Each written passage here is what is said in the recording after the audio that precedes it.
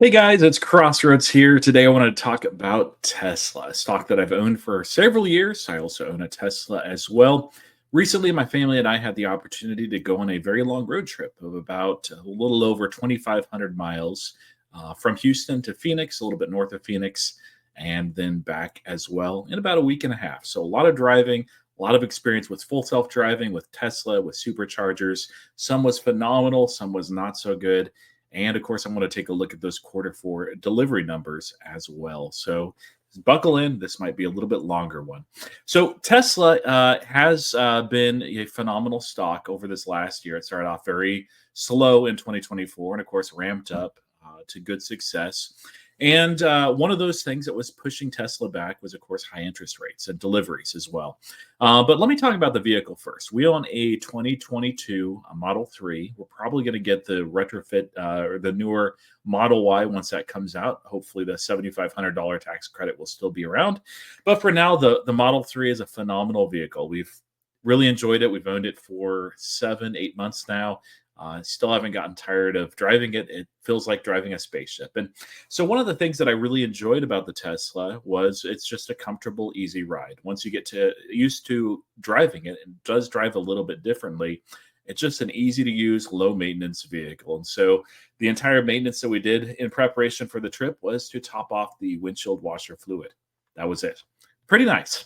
Ended up, of course, seeing my family, and my family had not seen a Tesla in person, or this Tesla, anyways. They'd seen some before, and they had not tried out full self-driving before. And so that was one of the things that we elected to get for this trip was that $99 a month subscription to full self-driving.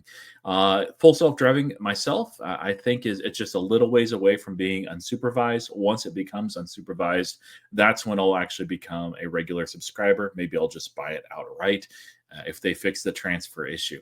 But as far as full self-driving, my family was very impressed. They were actually shocked that the car was able to do all of that by itself, calculate everything, slow down, speed up.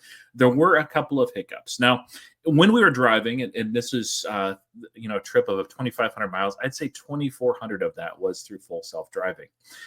It feels like once you've gotten used to full self-driving and you trust it, you know where it's not quite there.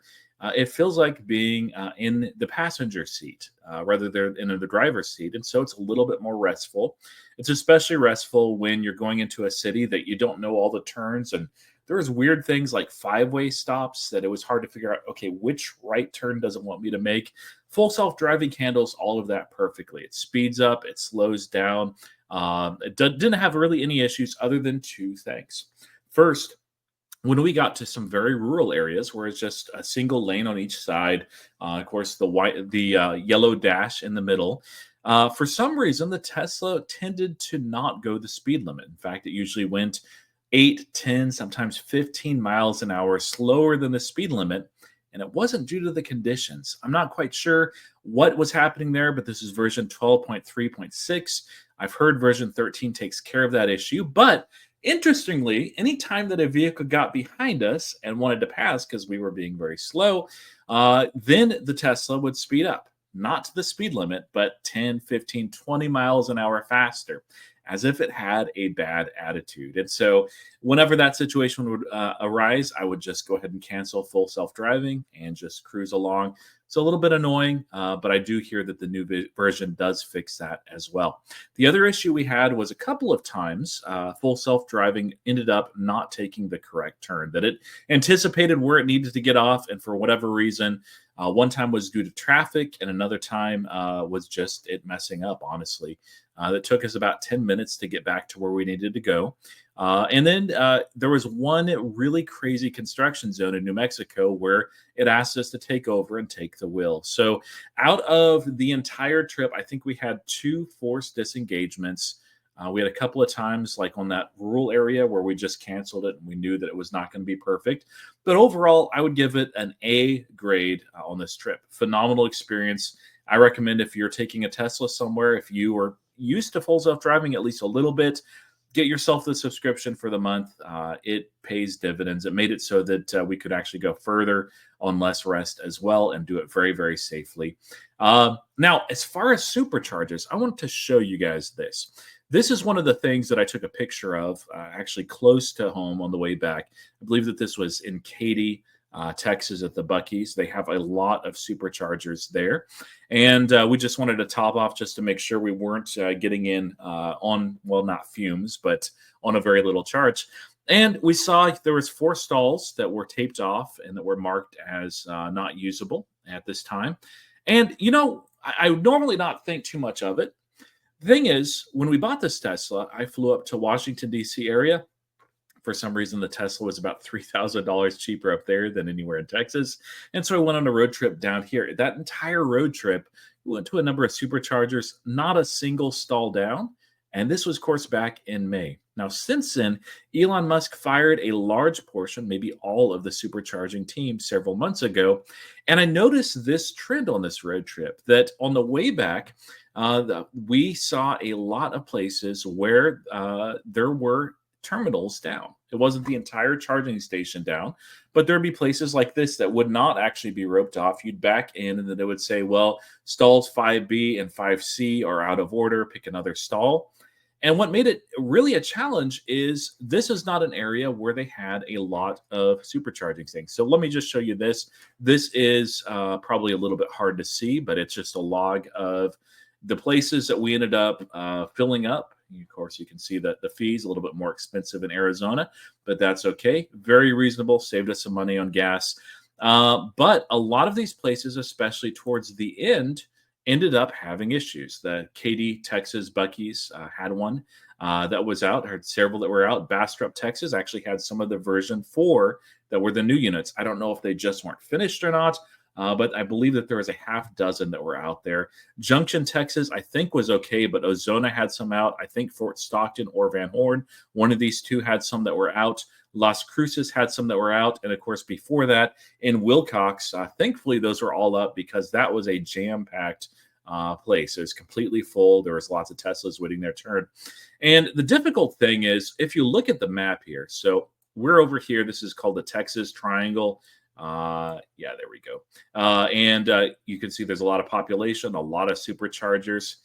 If you go further west, and so we went basically this route, you can see as you get out here, there's a lot of these places where, unless you have a long-range Tesla, and we don't, we just have the base model Model 3, 2022, we had to stop at most of these. Otherwise, it would be stretching things. And so we ended up, of course, stopping at some of these. And it was just shocking that there was a number of times where stalls and units were out. Tesla has prided itself in the past of having phenomenal uptime. In fact, a lot better than Electrify America. That's one of the reasons why a lot of the other companies have switched from the standard that they were using for charging to NACS. And so, of course, you get a little bit more options here in El Paso, but Deming, New Mexico, Wilcox, that's it. Thankfully, you can see these gray areas here. These are under construction areas. So they'll have one in Lordsburg, which is a really good location, a couple extra in El Paso, of course, a lot more in Phoenix. We saw a ton of Teslas there. And we went a little bit north, not all the way up to Flagstaff, but out into that general area as well. And so if there are terminals that are out, it really slows down the process. Sometimes you have to stop and wait for another Tesla to come.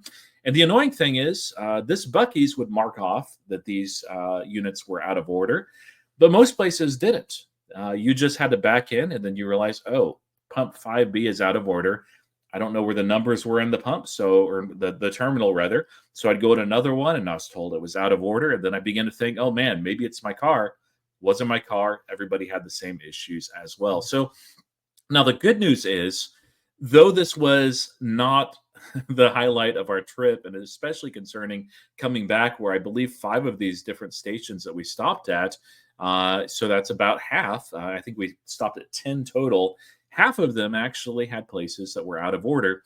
But I posted this, of course, on X, and a Tesla engineer did reach out, and he said that they would be looking into this. It's something that they prided themselves in the past, and hopefully this is just a blip on the radar. Maybe it was a holiday thing. Maybe it's a combination of some of the version 4 that they're waiting to finalize, and they're just not quite ready yet. It could be colder weather. I'm not sure. It's just something to keep an eye on as a Tesla owner and as a Tesla shareholder. Now, I want to show you one other thing too, even though it has nothing to do with the road trip, but it is the quarter four numbers, specifically the energy storage deployments. Now, a lot of this is, of course, at the commercial level and very, very large. It's not the residential energy storage deployments so as much, but Tesla Energy is absolutely killing it. This is from Sawyer Merritt. Follow him if you are into Tesla on X. But you can just see the rapid increase here in storage deployments. I think this will continue to be a trend.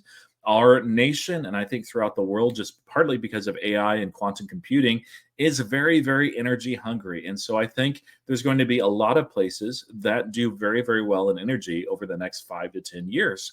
Tesla is certainly one of those. It is not just a car company. If somebody thinks that, they've not been paying attention to the last few years. Maybe you could say that, when you're back in 2021, 2022, but they make a ton through services. They're beginning to make some through insurance, although we don't know the breakdown of that. And certainly energy deployment is doing phenomenally well. So it's something to keep an eye on. I know that the delivery numbers were a little bit softer than we'd like, even though that they actually came out today with the Chinese numbers. It was one of the best prints in China of a while.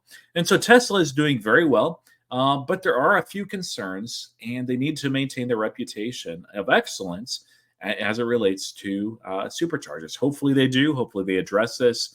But as an investor, I share what I think is exciting and great, and full self-driving certainly is. I share where I have some concerns, and I had just a little bit from full self-driving, but I had some with supercharging. And I also share where I just don't absolutely like it at all. But I'm still in Tesla. I still plan to continue to buy more, but slowly at these price levels throughout the year. It's a very volatile stock, so it certainly could fall back down to 150, 200. It could go all the way up to 600. Who knows? Anyway, let me know what you think in the comments. Have you noticed this in your area? Are there supercharging terminals that are down when you pull up there? Have you seen this in your part of the country? Or maybe this is just a Southwest phenomenon. Let me know what you think in the comments. And as always, thank you for watching and subscribing. For now, happy investing.